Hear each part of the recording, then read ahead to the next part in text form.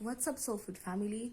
I hope you're doing well. Praise Jesus. As a Christian, you need to be supportive of a new believer or a new, are they called converts?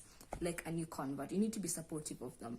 There are Christians, however, who feel holier than thou and who feel like because they've been saved longer, they know more than you do, or which might be true most of the time, but also I can attest to the fact that God works with different people differently. There are people who get saved way later in life, and they, the progress is much faster. The growth and the spiritual growth especially is much faster. And when someone like this, when a young Christian or a new convert starts having conversations on spirituality, on things of the Lord, and they seem to have so much more wisdom than an older convert or a mature Christian, then it becomes a problem for the latter.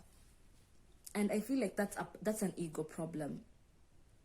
If you're a Christian, you should be able to put your emotions aside and your ego aside. A house against itself will fall. A house divided will definitely fall. A Christian, then definitely we are all of the house of the Lord. So if you fight your own brother in the Lord, then what help is it to the kingdom of God? If you fight, a new believer, then what help is it to the kingdom of God? I feel like as a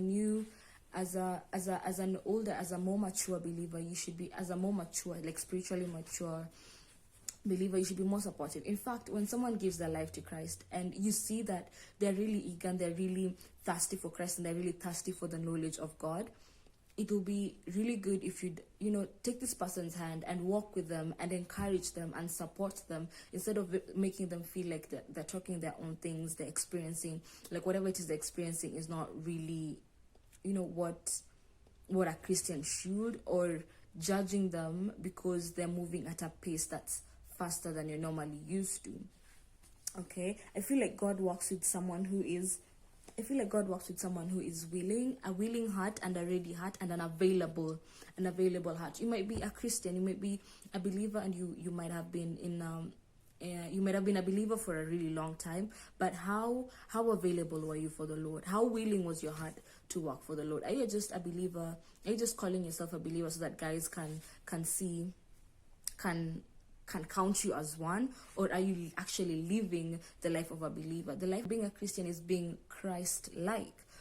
Jesus walked with people. He never shunned them away. And whenever he needed to rebuke them, he rebuked them with love, not so that he can be seen as better than, but so that they can grow, so that they can not make these mistakes again. But if you're a Christian and you keep looking down upon new babes, as Paul calls new babes, that's a new Christian or a baby Christian, then you're actually beating the purpose of being a believer. You're beating the purpose of being in the kingdom of God, because the kingdom of God is all about unity.